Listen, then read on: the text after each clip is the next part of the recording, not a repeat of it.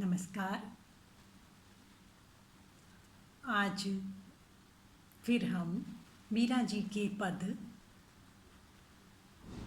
नैना लोभी रे बहुरी सके नहीं आए, रोम रोम नख सिख सब निरखत, ललकी रहे ललचाए, मैं ठाड़ी गृह आपणे रे मोहन निकसे आए, बदन चंद प्रकाशत हेली मंद मंद मुस्काए, लोग कुटुंबी बरजी बरजही बतियाँ रहे बनाए, कह चंचल निपट अटक नहीं मानत पर हथ गए बिकाए, भलो कहो कोई बुरी कहो मैं सब लई शीस चढ़ाए, मीरा प्रभु गिरधरन लाल बिन पल छिन रयो न जाए।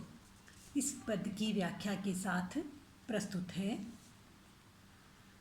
मीरा की बात, भक्ति की बात। मीरा को याद करना, आनंद को याद करना, मीरा के पद, मीरा की भाव दशाओं के अलबेले शब्द और उन शब्दों में तैरते हुए मीरा के साक्षात कृष्ण दर्शन जनित स्वप्न।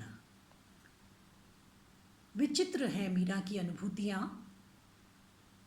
और परम सत्य भी। उन्हीं अनुभूतियों में यह अनुभूति भी है जिसमें मीरा कह रही हैं, नैना लोभी रे बहुरी सके नहीं आए। मेरे नेत्र श्री कृष्ण के दर्शन के लोभी हो गए हैं, बहुरी सके नहीं आए। अब ये लौट कर नहीं आ सकते संसार में। संसार के किसी भी माया जनित वस्तु, व्यक्ति या पदार्थ के स्थान के आकर्षण में अब मीरा के नेत्र लौट कर नहीं आ सकते। मीरा ने अपनी बात को दृढ़ता से रख दिया है। लोभी शब्द है यहाँ पर। लोभ शब्द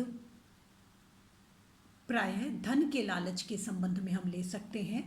धन का लालच, रूप का लालच, पद का, प्रतिष्ठा का, बहुत सारे लोभ होते हैं हमारे लौकिक जीवन में। मीरा के पास भी लोभ है। किसका लोभ? मीरा को लोभ है कृष्ण के दर्शन का। रोम रोम नख सिख सब निरखत, ललकी रहे ललचाए। किस प्रकार से मीरा के नेत्रों की अवस्था होती जा रही है। कह रही है मीरा, रोम रोम नख सिख, आकर्षण के केंद्र कृष्ण के रोम रोम को मेरे इन नेत्रों से, उनके श्री चरणों के नख से लेकर, नाखून से लेकर, उनके मस्तक पर जो मोर पिच्छ मुकुट विराजमान है वहाँ तक मेरे नेत्र दर्शन करते हैं।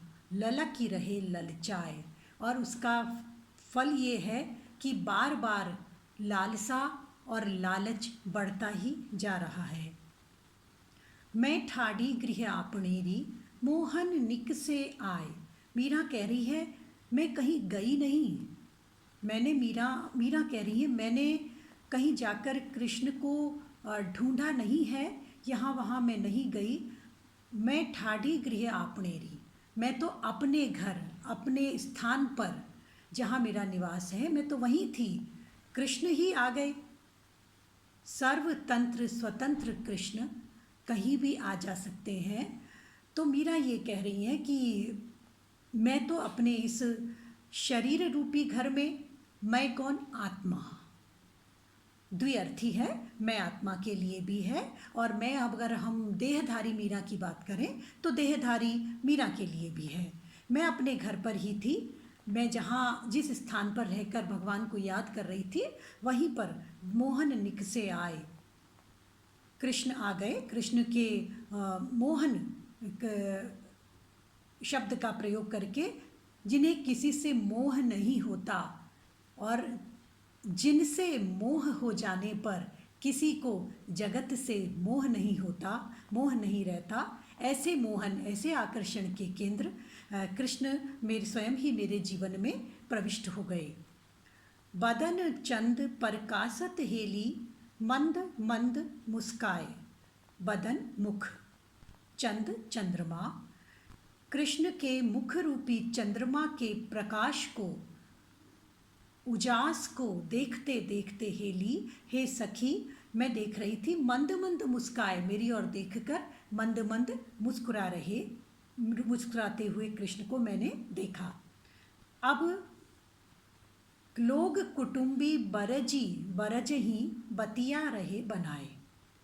परिणाम यही होना था। मीरा कहती है कि हे सखी, लोग कुटुंबी, लोग यानी लोक, जनता, समाज व्यवहार के लोग, और कुटुंबी और मेरे परिजन बरज ही मुझे बार बार ऐसा करने से मना करते हैं, नाही करते हैं, रोकते हैं, और ऐसा होगा ही, ऐसा वो करेंगे ही, बतियां रहे बनाए। और जब मैं उनके बरजने से, रोकने से भी नहीं रुक रही हूँ, तो वो अनेक प्रकार की बातें बना रहे हैं। ये जो बातें बनाना है, ये आलोचना के अर्थ में ही प्रायः होता है। सच्चाई के पथ पर चलने वाली मीरा भाव ये व्यक्त कर रही हैं कि मेरे मन में जो कृष्ण के प्रति समर्पण है, अनन्य भक्ति है, अनन्य प्रेम भाव है, उसको, उसकी वास्तविक सच्चाई को न समझने के कारण ही समाज और परिजन अनेक प्रकार की नकारात्मक बातें उठा रहे हैं, मुझे लेकर बना रहे हैं। चंचल निपट अटक नहीं मानत, पर मेरे ये नेत्र, चंचल निपट अटक नहीं मानत, पर हत गए बिकाए।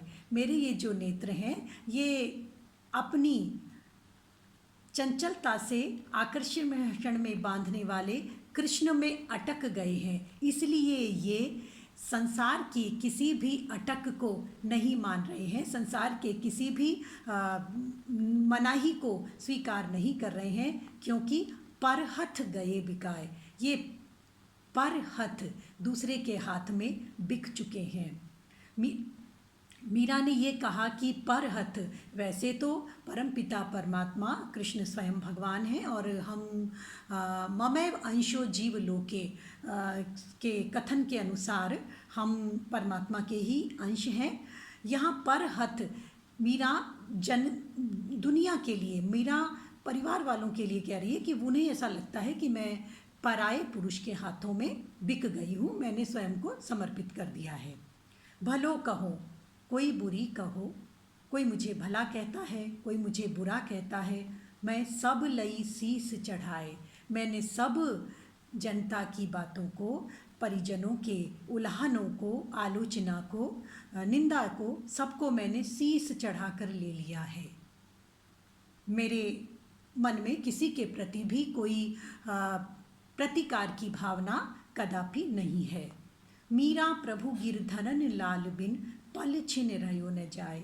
और अपनी वास्तविक स्थिति बताते हुए मीरा कहती है, मेरे लिए अब संसार संबंधी पूर्ण सचेतन रहना संभव नहीं है, क्योंकि गिरधर लाल के बिना पल छिन, एक पल भी रहना मेरे लिए संभव नहीं है, असंभव होता जा रहा है।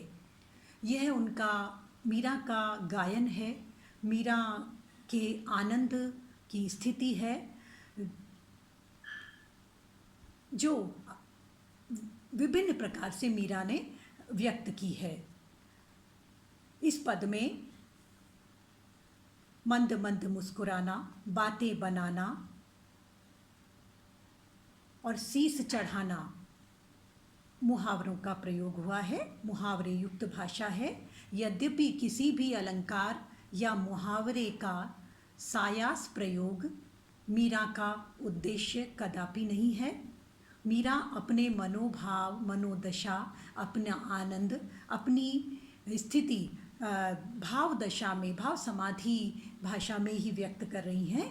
यह यह शोध का सब विषय है कि हम इसमें मुहावरे इत्यादि भी देख रहे हैं, समझ रहे हैं। धन्यवाद।